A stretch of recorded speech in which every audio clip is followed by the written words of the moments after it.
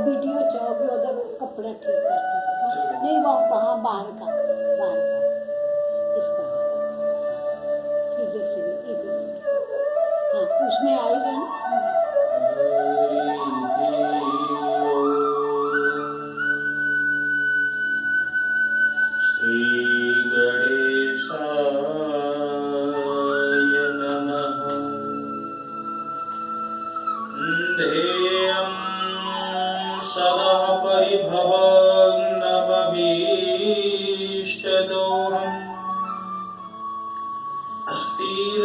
तीर्थास्पदं शिवविरञ्चनुतं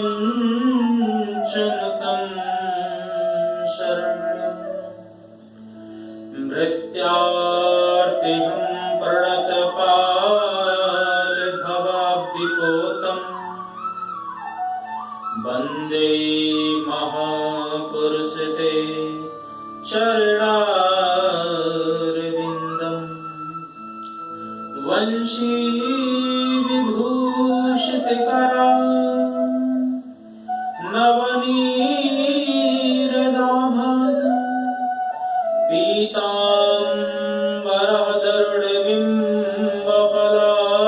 पीताम्बरधरुणबिम्बफलाधरुष्टाद पूर्णेन्दुसुन्दरमुखा दरविन्दनेत्रा कृष्णात् परं किमपि तत्त्वमहं न जाने नारायणं नमस्कृत्यं नरं चैव नरोत्तमं देवीं सरस्वतीं व्यासं ततो जयमुदीरयेत् सीतानाथसमारम्भा श्रीरामानन्दार्यमध्यमाम् अस्मदाचार्यपर्यन्तां वन्दे गुरुपरम्पराम्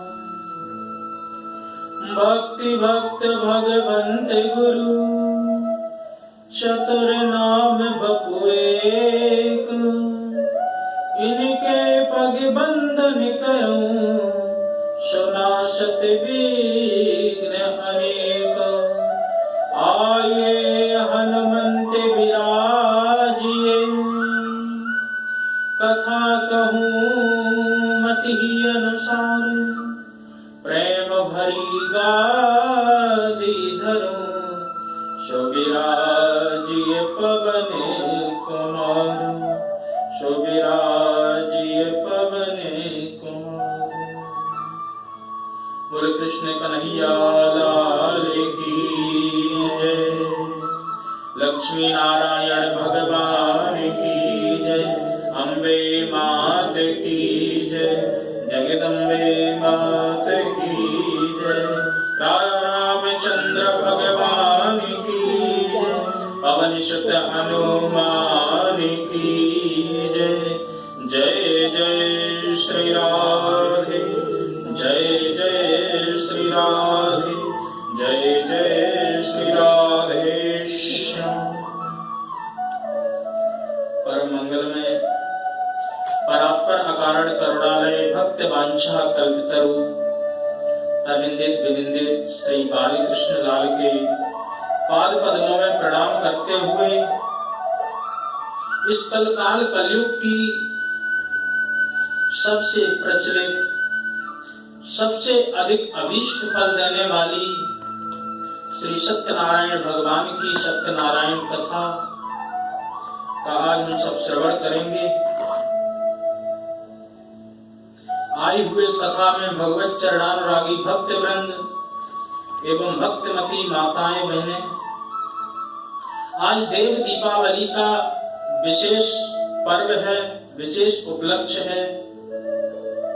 दीपावली में हम दीप प्रज्वलित करते हैं। दीप प्रज्वलित करने से अंधकार दूर होता है, परंतु बाहर का अंधकार तो हम दूर कर लेते हैं, जन्म जन्मांतरों से जो हमारे अंदर हृदय में अंधकार भरा है वो कैसे दूर हो। बाहर का अंधकार दूर करने के लिए सूर्यदेव साक्षात प्रकट हो जाते हैं, बाहर का अंधकार दूर हो जाता है। परंतु जो हृदयगत अंधकार है, ये करोड़ों सूर्य मिलकर के भी प्रकट हो जाएं, तभी भी इस अंधकार को दूर नहीं कर सकते हैं।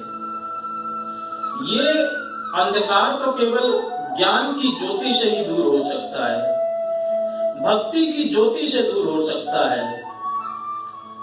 भगवान का जितना हम उनके चरणों में अपनी प्रीति लगाएंगे, जो भक्ति की 9 ज्योतियां हैं, श्रवणम कीर्तनम विष्णु स्मरणम पाद सेवनम अर्चनम वंदनम दास्यम सख्यम आत्म निवेदनम, ये जो 9 भक्ति है, तो उसमें सबसे पहली भक्ति यही है कि प्रथम भक्ति संतन कर संगा, दूसर रति मम कथा प्रसंगा। संतों का संग करो, अच्छे पुरुषों का संग करो और भगवान के गुणानुवादों का अपने करणार बिंदों से श्रवण करें। क्योंकि जब भगवान के गुणानुवाद हम श्रवण करेंगे तो वो कानों के माध्यम से सीधा हमारे हृदय में उतर जाएंगे। 2 ही इंद्रियां ऐसी हैं जिनके माध्यम से हमारे अंदर कोई भी चीज हृदय में उतरती है। पहला है आंख और दूसरा है कान। यदि हम कोई आंख से बहुत गहराई से अच्छा चित्र देख लें, अच्छी भगवान की मूर्ति देख लें, तो हृदय में उतर जाती है। इसी प्रकार से कान से यदि कोई अच्छी चीज सुन लें तो वो भी कई बार उतर जाती है। इसीलिए आंख और कान को बहुत संभाल करके उपयोग करना चाहिए, क्योंकि जिस प्रकार से अच्छी चीजें हमारे हृदय में उतर जाती, इसी प्रकार से व्यसन या बुरी चीजें भी यही 2 इंद्रिय ग्रहण करती हैं और सीधा हृदय में लेकर के जाती हैं। तो जीव का जन्म तभी सफल है जब भगवान की भक्ति में लीन रहे, भगवान की भक्ति की ओर अग्रसर हो। और संसार में जितनी भी कथाएं हैं, जितने भी व्रत अनुष्ठान हैं, उन सबका एक ही निष्कर्ष निकलता है कि भगवान के चरणार बिंदों में आपकी प्रीति हो, भगवान से आपका कोई न कोई संबंध जुड़े। और जब संबंध जुड़ेगा तो हम उनकी चर्चा भी करेंगे, उनको मानेंगे भी। कुछ संत तो कहते हैं कि जो भगवान से कोई संबंध नहीं जोड़ते, तुम सबसे तो वो रावण अच्छा था, कम से कम दुश्मन का संबंध तो रखता था। इसलिए परमात्मा से कोई ना कोई संबंध जरूर जोड़ें। जब हम परमात्मा से कोई ना कोई संबंध जोड़ेंगे तो फिर उनको हम याद करेंगे, और जितनी बार उनको याद करेंगे, ये आपका सब भक्ति में ही काउंट होता चला जाएगा।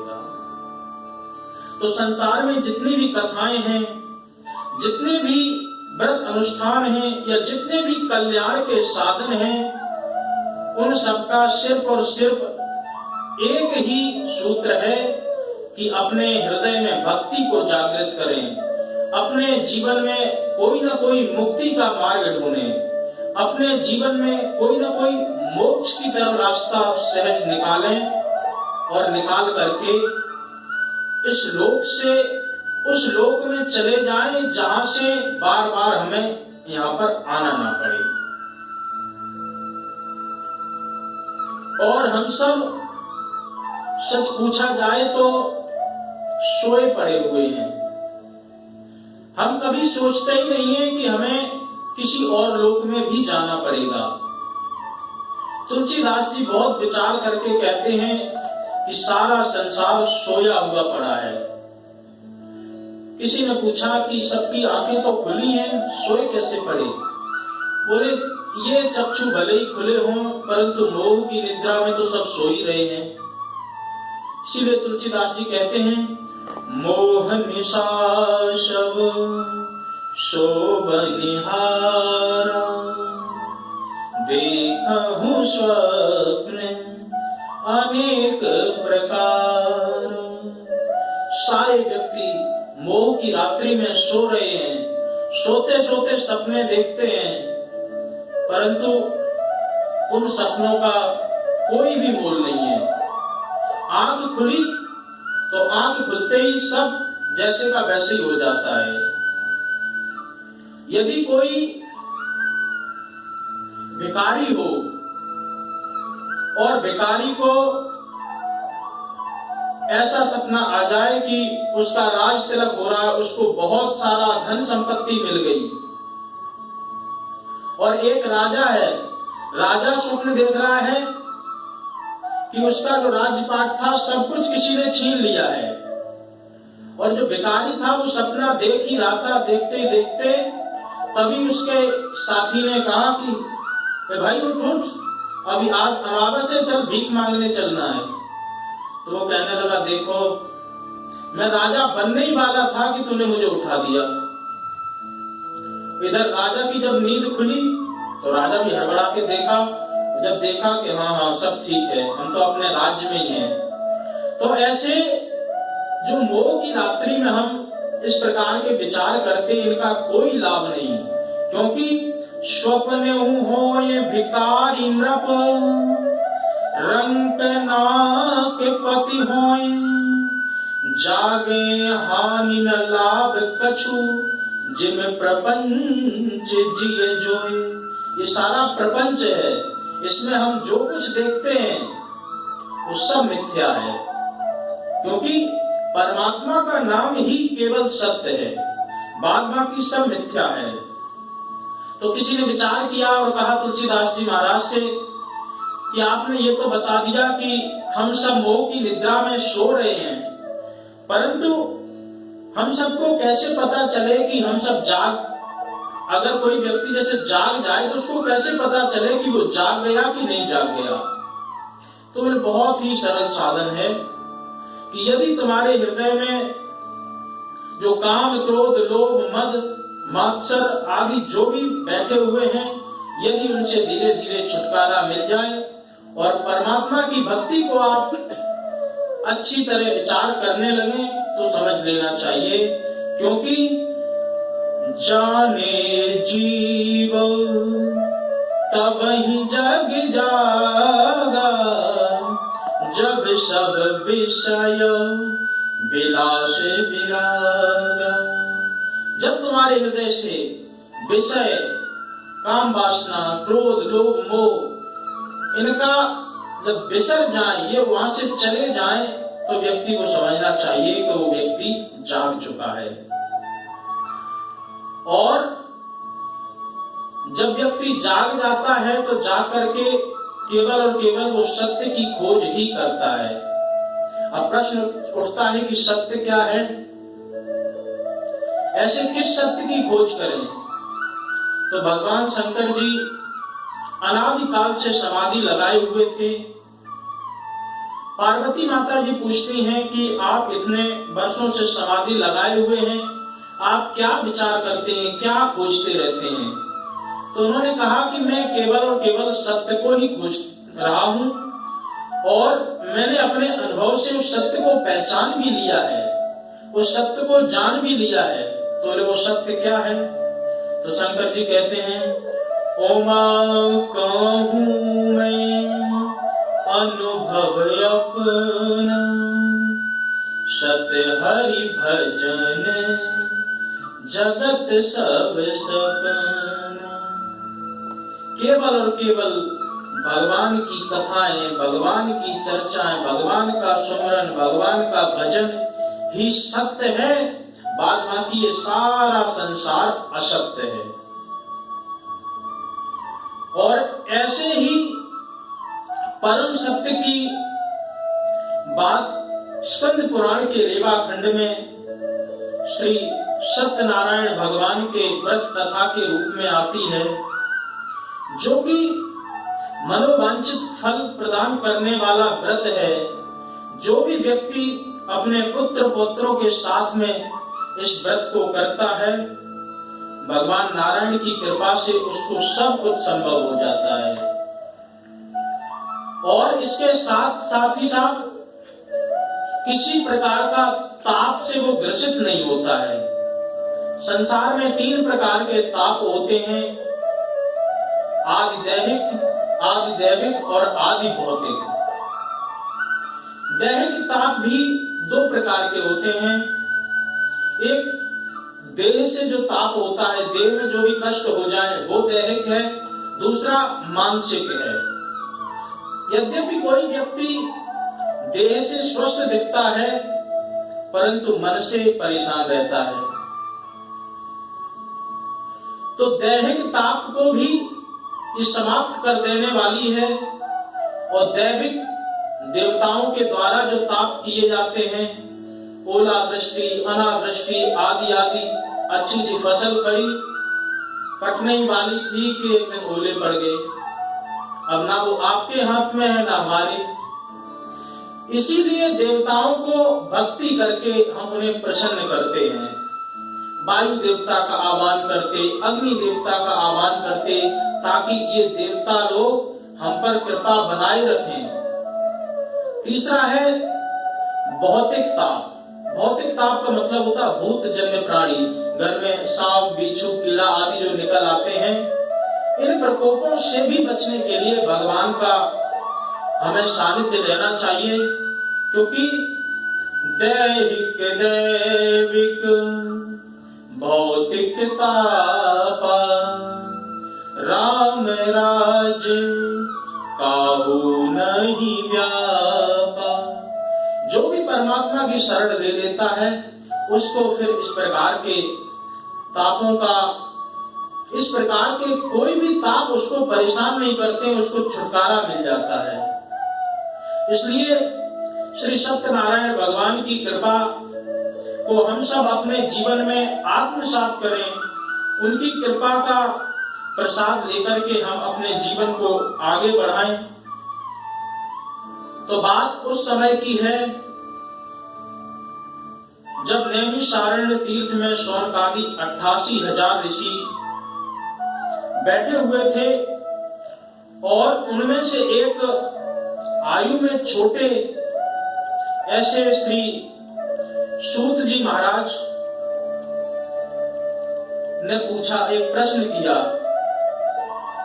सूत जी महाराज से शौनकादि ऋषि प्रश्न करते हैं और कहते हैं कि हे प्रभु, इस कलकाल कलयुग में वेद विद्या रहित मनुष्यों को प्रभु भक्ति किस प्रकार मिल सकती है?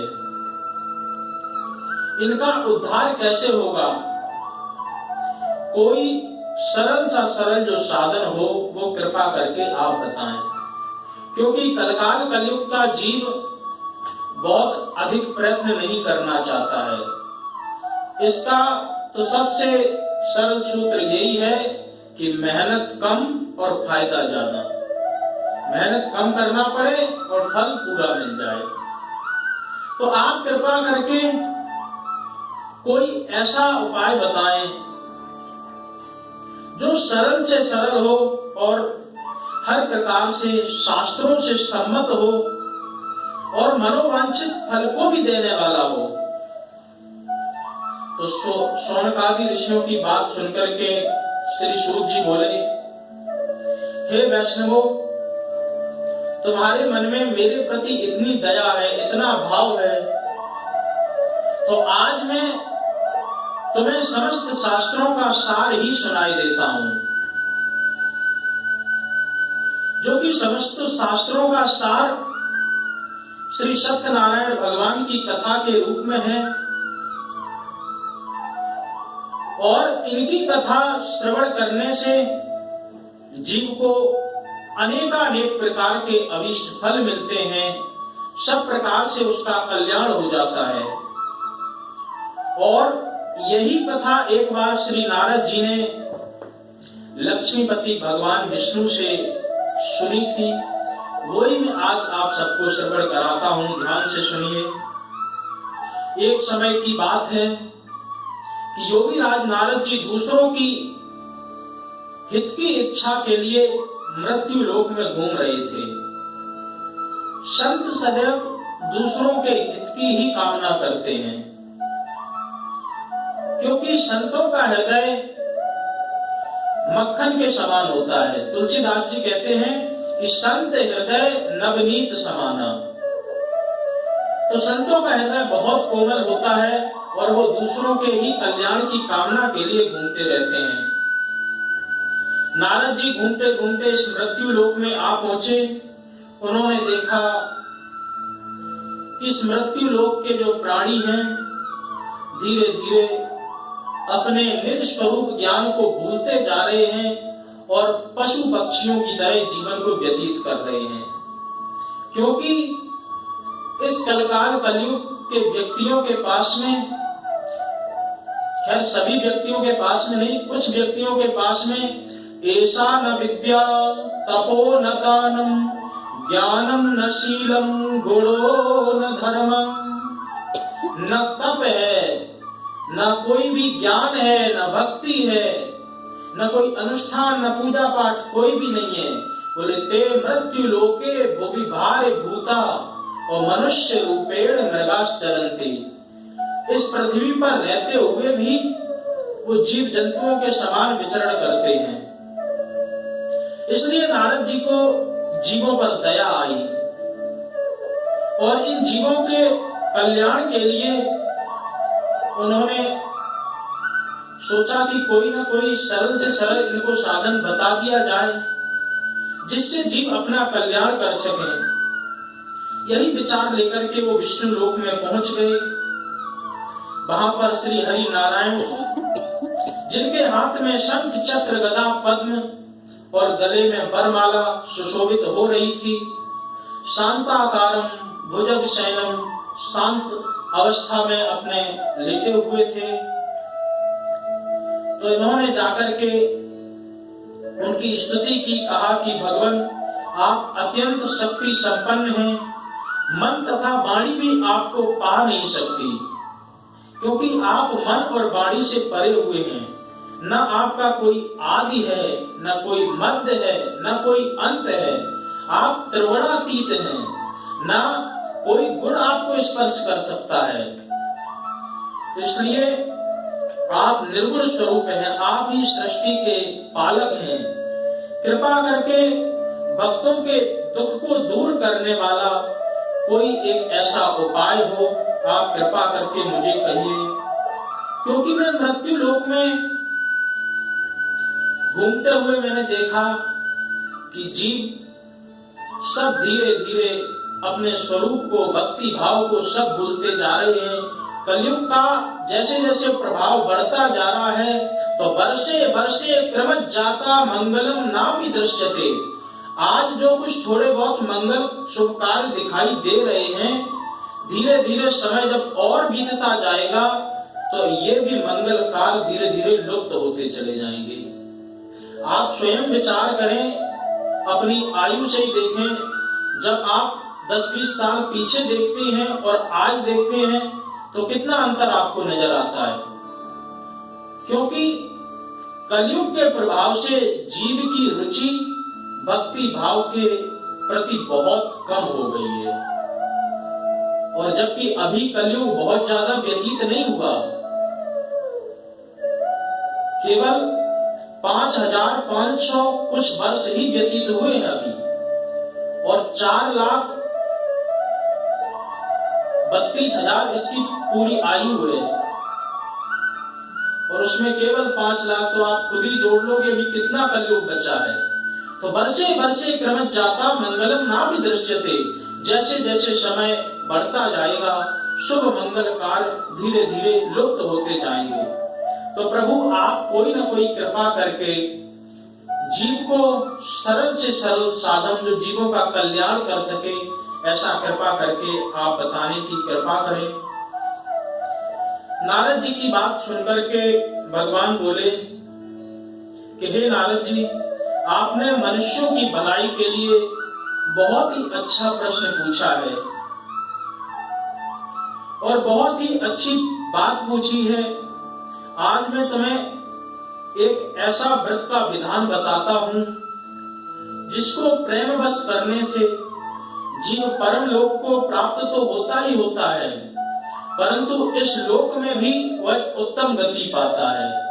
सब कुछ मनोवांछित फलों से वो लाभान्वित होता है तथा साथ ही साथ उसके मन में या मानसिक या शारीरिक किसी भी प्रकार का कोई कष्ट होता है तो उससे भी वो निवृत्त हो जाता है।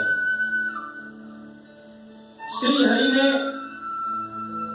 वचन सुन नारद जी को उस व्रत की विधि बताई कि वो व्रत की विधि क्या है, किस दिन करना चाहिए और कैसे करना चाहिए, आदि आदि पूरी प्रकार से विधि बताते हैं। आप इस व्रत को किसी दिन भी कर सकते हैं, विशेष पूर्णिमा का दिन बताया गया है, परंतु भक्ति करने के लिए कोई भी दिन आपके, क्योंकि दिन कभी भी शुभ या अशुभ नहीं होते हैं, ध्यान रहे, शुभ अशुभ होते हैं कर्म। व्यक्ति कर्म करता है वो ही शुभ और अशुभ होते हैं। दिन कभी भी कोई न तो शुभ है न अशुभ है। जितने घंटे शनिवार में है उतने ही घंटे मंगलवार में है, और एक एक अधिष्ठाता देवता भी हैं दिन के। यदि कोई दिन अशुभ होता तो उस दिन के कोई देवता ही नहीं होते, इसलिए किसी दिन भी किया जा सकता। नारद जी की बात सुनकर के श्री हरि बोले, दुख और शोक को दूर करने वाला, ये सभी स्थानों पर विजय दिलाने वाला, मानव को भक्ति श्रद्धा के साथ श्री सत्यनारायण भगवान का पारायण पूजन जरूर करना चाहिए। ब्राह्मणों को बुला करके भक्ति भाव से नैवेद्य, केले का फल, घी, दूध, आटा और सबाया लेकर के उसमें शक्कर, गुड़ आदि जो भी भक्षण योग्य पदार्थ हैं उन सबको मिलाकर के चरणामृत बनाए, पंजीरी बनाए और ब्राह्मणों सहित तथा अपने बंधु बांधवों के सहित उस व्रत को संपन्न करें। बाद में ब्राह्मणों को भोजन कराए, स्वयं भोजन करे, भगवान का भजन कीर्तन करे, और जो भी व्यक्ति इस प्रकार से इस व्रत को करता है उसकी सभी प्रकार से इच्छाएं पूर्ण होती हैं। इस कलकाल कलयुग में, इस मृत्यु लोक में सबसे सरल एक यही साधन है। जो भी व्यक्ति करता है वह अभीष्ट फल को प्राप्त होता है। श्री सत्यनारायण व्रत कथा प्रथम अध्याय संपूर्ण। बोल सत्यनारायण भगवान की जय। श्रीमन्नारायण नारायण नारायण, श्रीमन्नारायण नारायण नारायण, भजमन नारायण नारायण नारायण, भजमन नारायण नारायण नारायण, श्री सत्यनारायण नारायण नारायण। अथ द्वितीय अध्याय।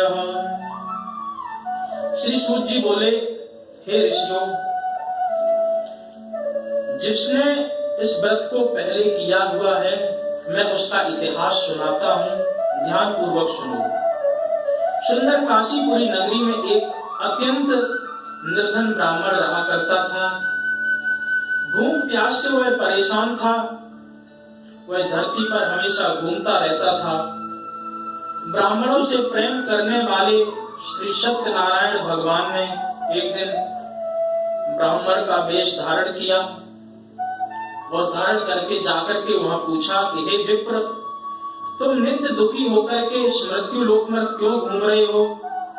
तो वह दीन ब्राह्मण बोला कि मैं बहुत निर्धन ब्राह्मण हूं, मेरे पास कुछ भी नहीं है और मैं भिक्षाटन करके अपना पेट भरता हूं, अपने परिवार को जैसे तैसे चलाता हूं। भगवान ने कहा कि भिक्षाटन करके परिवार को तुम चलाते हो, क्या कभी तुमने इस बारे में विचार नहीं किया कि भगवान की कृपा से अनेकानेक शुभ कार्य करके व्यक्ति अपने मनोवांछित फल को प्राप्त कर लेता है। तुम भी कोई भगवान की पूजा अनुष्ठान करो, तुम भी अपने जीवन में भगवान की कृपा का प्रसाद ग्रहण करो। तो दीन ब्राह्मण बोला कि आप यदि कोई सरल से सरल उपाय जानते हो तो आप कृपा करके बताएं।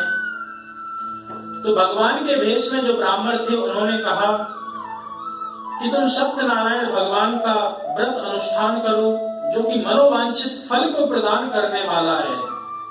इनका पूजन करने से तुम्हारे सभी दुख दूर हो जाएंगे।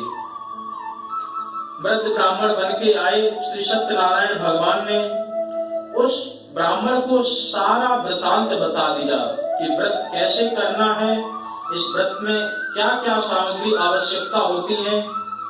सब कुछ बता करके सत्यनारायण भगवान, जो कि ब्राह्मण के रूप में थे, वो अंतर ध्यान हो गए।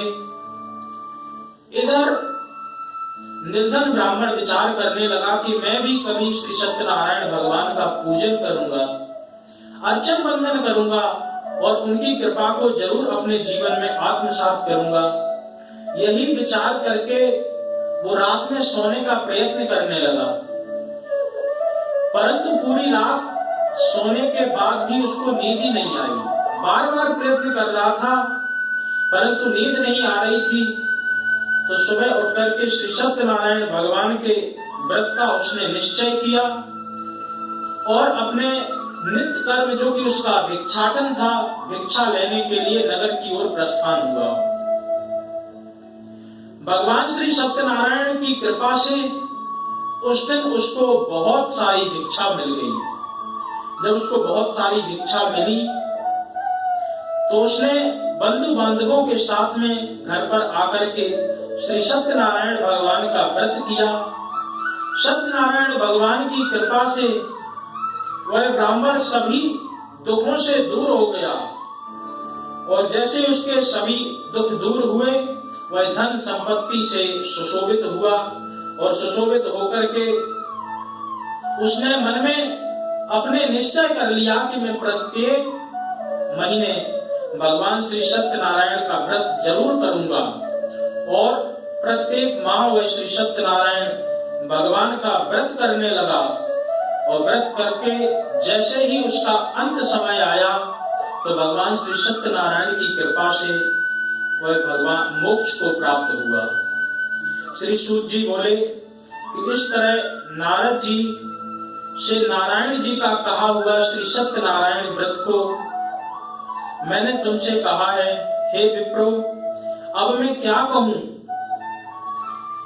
ऋषि बोले, हे मुनिवर, इस संसार में उस विप्र के अलावा भी जिन जिन लोगों ने इस व्रत का पारायण किया है, कृपा करके आप हमें सुनाएं, क्योंकि हमारी आपके प्रति बहुत श्रद्धा है। श्रद्धा इसलिए है क्योंकि आपके पास गुरुदेव की कृपा है। गुरु की कृपा से सब कुछ संभव हो सकता है, इसलिए आप कृपा करके हमें आगे का भी वृतांत बताएं। सूत जी बोले, हे मुनियों, जिसने इस व्रत को किया है वह सब ध्यान से सुनो। एक समय एक विप्र धन और ऐश्वर्य के साथ में बंधु बांधवों को साथ लेकर के वह व्रत करने को तैयार हुआ। उसी समय लकड़ी बेचने वाला एक बूढ़ा आदमी वहां पर आया। लकड़ियां बाहर रख करके जैसे ही वो ब्राह्मण के घर के अंदर गया और उसने कहा कि मैं प्यास से बहुत व्यथित हूं, परंतु उसने अपनी प्यास को रोक लिया और वहां पर देखने लगा कि वहां कुछ ब्राह्मण श्री सत्यनारायण भगवान का पूजन कर रहे थे। बाद में उस लकड़हारे ने पानी पिया और पूछने लगा कि आप ये किसका व्रत कर रहे हैं, इस व्रत को करने से क्या लाभ है? तो सभी ब्राह्मणों ने कहा कि हम श्री सत्यनारायण भगवान का व्रत कर रहे हैं और इनकी कृपा से हमारे घर में धन धान्य की वृद्धि हुई है। हे विप्र, क्या इस सत्यनारायण भगवान की व्रत को या अनुष्ठान को हम भी कर सकते हैं, और अगर कर सकते हैं तो किस प्रकार से करें? ब्राह्मण से उस लकड़हारे ने सारा वृतांत सुना और मन ही मन बहुत प्रसन्न हुआ तथा चरणामृत को लेकर के प्रसाद खाने के बाद वह अपने घर की ओर प्रस्थान हुआ। मन ही मन उसने संकल्प किया कि मैं भी श्री सत्यनारायण भगवान का व्रत करूंगा। आज जो भी मुझे लकड़ी बेचने से मूल्य प्राप्त होगा, उन सब मूल्य से, उन सब पैसों से मैं श्री सत्यनारायण भगवान का पूजन करूंगा। यही मन में विचार करके वो लकड़हारा नगर की ओर लकड़ी बेचने के लिए चला गया। भगवान की कृपा से उस दिन उसको 4 गुना धन प्राप्त हुआ। बूढ़ा व्यक्ति बहुत प्रसन्न हुआ और पैसे लेकर के केले, शक्कर, घी, दूध, दही, गेहूं का आटा और सबाया सब लेकर के आया। सत्यनारायण भगवान का उसने विधिवत अन्य सामग्रियों से पूजन किया, बंधु बांधवों को बुलाया, सबको प्रसाद ग्रहण कराया। श्री सत्यनारायण भगवान की कृपा से उस व्यक्ति के पास में बहुत सारा धन धान्य हो गया और अंत में वह भी वैकुंठ को प्राप्त हुआ। श्री सत्यनारायण भगवान की जय। श्री सत्यनारायण व्रत कथा द्वितीय अध्याय संपूर्णम्। श्रीमन्नारायण नारायण नारायण, श्रीमन्नारायण नारायण नारायण, भजमन नारायण नारायण नारायण, भजमन नारायण नारायण नारायण, श्री सत्यनारायण नारायण नारायण। अथ तृतीयो अध्याय। सूत जी बोले, हे श्रेष्ठ मुनियों, अब मैं तुम्हें आगे की कथा श्रवण कराता हूँ। पहले समय में एक उल्कामुख नाम का बुद्धिमान राजा, वह सत्यवक्ता जितेंद्रिय था। प्रतिदिन देव स्थानों पर जाता था और निर्धनों को धन धान्य देकर के उनके कष्ट दूर किया करता था। उसकी पत्नी कमल के समान मुख वाली सती साध्वी भद्रशिला नदी के तट पर रहती थी। दोनों श्री सत्यनारायण भगवान का व्रत किया करते थे। उसी समय साधु नाम का एक वैश्य आया। उसके पास व्यापार करने के लिए बहुत सा धन था। राजा को व्रत करते हुए देखा और उसने विनय पूर्वक उनसे पूछा कि हे राजन, आप भक्ति भाव से पूर्ण होकर के क्या कर रहे हैं? मैं सुनने की इच्छा रखता हूँ, कृपा करके आप मुझे बताइए। राजा बोला, हे साधु, मैं अपने बंधु बांधवों तथा पुत्र पौत्रादियों के साथ में एक महान शक्तिमान श्री सत्यनारायण भगवान का व्रत पूजन कर रहा हूँ। राजा के वचन सुनकर के साधु आदर सहित बोला, हे राजन, मुझे इस व्रत का सारा विधान कहिए। आपके कथनानुसार मैं भी इस व्रत को करूंगा। मेरी भी कोई संतान नहीं है। यदि इस व्रत से सभी मनोवांछित फल पूर्ण होते हैं तो मुझे भी एक संतान की प्राप्ति होगी। राजा से सारा विधान सुन करके व्यापार से निवृत्त होकर के वह साधु घर गया और घर जाकर के उसने अपनी पत्नी को संतान देने वाले श्री सत्यनारायण भगवान के व्रत के बारे में बताया और मन ही मन संकल्प किया कि जब मेरे कोई संतान होगी तो मैं भी इस व्रत को करूंगा। साधु की वचन सुनकर के उसकी पत्नी जो लीलावती थी उसने मन में भगवान श्री सत्यनारायण का स्मरण किया और दोनों सांसारिक धर्म में प्रवृत्त हो गए। भगवान श्री सत्यनारायण की कृपा से वह गर्भवती हो गई। 10वें महीने में उसने एक सुंदर कन्या को जन्म दिया।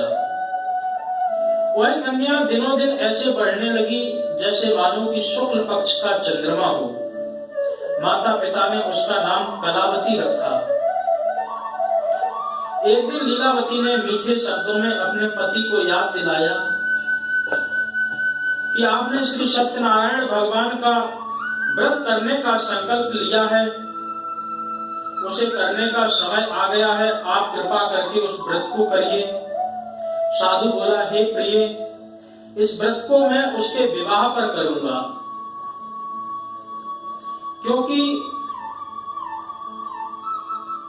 कलकाल कलयुग के जो जीव हैं ये भगवान की भक्ति को आगे टालने का प्रयास करते रहते हैं, परंतु मन में प्रतिदिन विचार करते रहना चाहिए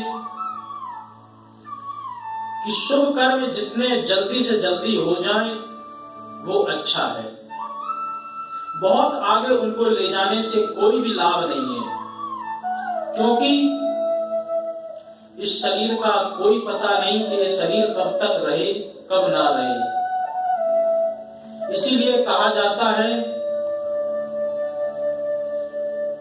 कि जो जीवन की घड़ी है वो धीरे धीरे आगे बढ़ती जाती है और जीव पीछे को अपनी सारी जितने भी शुभ कर्म हैं वो पीछे छोड़ता चला जाता है। हमें पता भी नहीं कि ये हम शरीर को कब तक आगे ले जाएंगे। जैसे जैसे समय हमारा आगे चलता जाता है तो हम जो हमें करना चाहिए वो ना करके नए नए काम हम शुरू कर देते हैं। इसी प्रकार से मीठे शब्दों में पत्नी ने याद दिलाया, परंतु उसके बाद भी उस वैश्य ने आगे बढ़ने का, आगे उस व्रत को करने का अपनी पत्नी को आश्वासन दे दिया। कलावती पिता के घर में धीरे धीरे वृद्धि को प्राप्त होती रही। एक दिन उस साधु ने अपनी कन्या को देखा और देखते ही उसने विचार किया कि हमारी कन्या तो विवाह के योग्य हो गई है, अब शीघ्र इसका विवाह कर देना चाहिए। तो साधु ने एक दूत को बुलाया और कहा कि मेरे कन्या के सुयोग वर ढूंढ करके लाओ। साधु की बात सुनकर के दूत कंचन नगर पहुंचा। वह देखभाल कर लड़की के सुयोग एक बड़े पुत्र को ले आया। उस सुयोग लड़के को देख करके साधु ने अपने बंधु बांधवों को बुलाकर के बड़े धूमधाम से अपने पुत्री का विवाह कर दिया। परंतु दुर्भाग्यवश अभी भी वह श्री सत्यनारायण भगवान का व्रत भूल गया, क्योंकि सत्यनारायण का व्रत जैसे ही वो भूल गया तो भूलते ही सत्यनारायण इस बात पर क्रोधित हो गए और उस साधु को श्राप दे दिया कि इसको अत्यधिक दुख मिले। अपने कार्य में कुशल बनिया जवाई को लेकर के समुद्र के पास स्थित होकर के रत्नापुर नगर में गया। वहां जाकर के ससुर और दामाद दोनों ने मिलकर के राजा चंद्रकेतु के नगर में व्यापार किया। एक दिन भगवान श्री सत्यनारायण की कृपा से राजा का सारा धन चोर चुरा करके ले गए। उसने जैसे ही राजा का सारा धन चोरी हुआ तो सिपाहियों ने चोरों को पीछे भागते भागते देख लिया। सिपाही भी पीछे पीछे, चोर आगे आगे दौड़ रहे थे। चोरों ने देखा कि अब बचना बहुत कठिन है, तो सारा धन जो भी चुराया था वो जाकर के उस बनिए ससुर दामाद के नाव में ही सब कुछ छुपा दिया। उधर से सभी सिपाही आए और आकर के ससुर और दामाद दोनों को पकड़ लिया तथा सारा धन भी जब्त कर लिया। और राजा को कहा कि महाराज, हम चोर को पकड़ करके लाए हैं और ये धन भी आपका वापस आ गया। राजा क्रोधित था। राजा ने आदेश दिया कि दोनों को कठिन कारावास में डाल दिया जाए तथा इनका सारा धन भी छीन लिया जाए। श्री सत्यनारायण भगवान के श्राप से साधु की पत्नी भी इधर बहुत दुखी थी, क्योंकि जो घर में धन रखा था वो धन चोर चुरा करके ले गए थे। अब इस प्रकार से दुखी, शारीरिक मानसिक पीड़ा, भूख प्यास से अत्यंत दुखी होकर के अन्न की चिंता में कलावती ने सोचा कि क्या करें, तो वो एक ब्राह्मण के घर पर गई। वहां पर उसने देखा कि श्री सत्यनारायण भगवान का व्रत उनके घर में हो रहा था। वहां से प्रसाद ग्रहण करके वह वापस घर में आ गई। तो उसकी माता कलावती ने पूछा कि हे पुत्री, तुम्हारे मन में क्या चल रहा है और तुम सवेरे से कहां पर गई हुई थी? तो उसने अपनी माता को सारा वृतांत बता दिया कि मैं एक ब्राह्मण के घर पर गई, मैंने देखा कि श्री सत्यनारायण भगवान का वहां व्रत चल रहा था। कन्या के वचन सुनकर के लीलावती भगवान के पूजन की तैयारी करने लगी। लीलावती ने सभी परिवार के बंधु बांधवों से भगवान का पूजन किया। उनसे वर मांगा कि मेरे पति और जमाई यदि शीघ्र घर पर आ जाएं, तो मैं श्री सत्यनारायण भगवान का व्रत एक बार फिर करूंगी और हमारे द्वारा किए गए जो भी अपराध हैं उन सबको क्षमा करें। श्री सत्यनारायण भगवान प्रसन्न हो गए और राजा चंद्रकेतु को रात में स्वप्न दिया कि हे राजन, तुमने जो 2 वैश्य पकड़ करके रखे हुए हैं उन वैश्य को तुरंत छोड़ दो और उनका सारा धन भी वापस कर दो।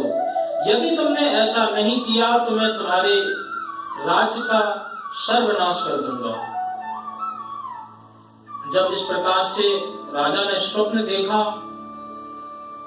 और सुबह अपने मंत्रियों के साथ मंत्रणा की, तो मंत्रियों ने कहा कि महाराज, आपको उन दोनों वैश्यों को छोड़ देना चाहिए। प्रातःकाल सभा में उन दोनों कैदियों को वापस बुलाया गया। राजा ने कहा कि हे महानुभावों, दुर्भाग्यवश तुम्हें कठिन कारावास मेरे कारण भोगने को मिला है। अब तुम निर्भय हो और तुम जाकर के अपने राज्य में जाओ। तुमसे हमने जितना धन लिया था उसका हम दुगना तुम्हें धन भी वापस करते हैं। सारा धन लेकर के वैश्य अपने नगर की ओर चल दिए। बोल सत्यनारायण भगवान की जय। श्री सत्यनारायण व्रत कथा तृतीय अध्याय संपूर्णम्।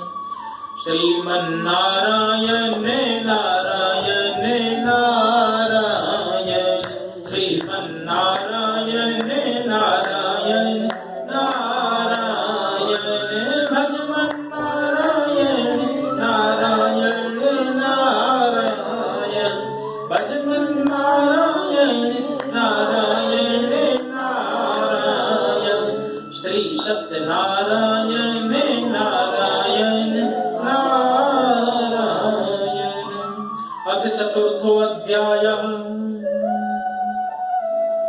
श्री सूत जी बोले, वैश्य ने मंगलाचार कर अपनी यात्रा प्रारंभ कर दी और वह नगर की ओर चल दिए। थोड़ी दूर जाने के बाद उनको एक दंडी वेशधारी व्यक्ति मिला।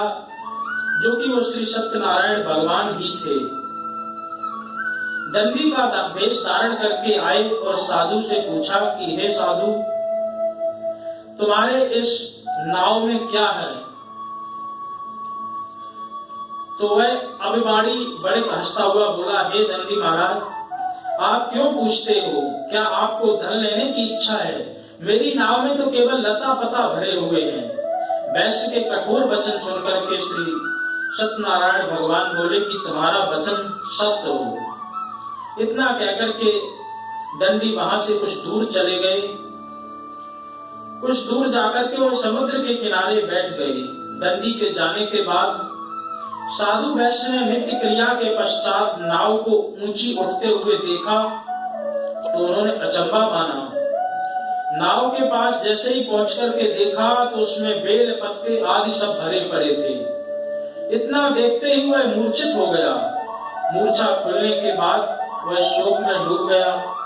तब उसका दामाद बोला कि आप शोक ना करें, यह दंडी का ही श्राप है, इसलिए हम सब उनकी शरण में चलें तो हमारी मनोकामना जरूर पूरी होगी। दामाद की बात सुनकर के ससुर और दामाद दोनों दंडी के पास पहुंचे और अत्यंत भक्ति भाव से नमस्कार होकर के कहने लगे कि मैंने आपसे असत्य वचन कहे हैं, आप मुझे क्षमा कर दें। ऐसा महान शोकातुर जब देखा दंडी ने तो बोले कि हे बड़े, मेरी आज्ञा से तुम्हें बार बार दुख मिला है, क्योंकि तू मेरी पूजा से विमुख हुआ है। साधु बोला, हे भगवान, आपकी माया से ब्रह्मा आदि देवता भी नहीं बच पाए, वो भी मोहित हो गए, तो मैं तो अज्ञानी हूँ, मैं क्या कर सकता हूँ? आप मुझ पर प्रसन्न होइए, मैं अपनी सामर्थ्य के अनुसार आपकी पूजा जरूर करूंगा। आप मेरी रक्षा करें, पहले की तरह ही मेरे नौका में जो भी धन धान्य था उन्हें पुनः भर दें। साधु वैश्य के भक्ति पूर्वक वचन सुनकर के भगवान प्रसन्न हुए और उसकी इच्छा अनुसार वर देकर के अंतर्ध्यान हो गए। ससुर जमाई जब नाव के पास में वापस आए तो वहां पर देखा कि जो भी धन धान्य था वो सब कुछ वापस आ गया। साथ ही साथ श्री सत्यनारायण भगवान का पूजन करने के लिए उन्होंने विचार किया और वह नगर की ओर चल दिए।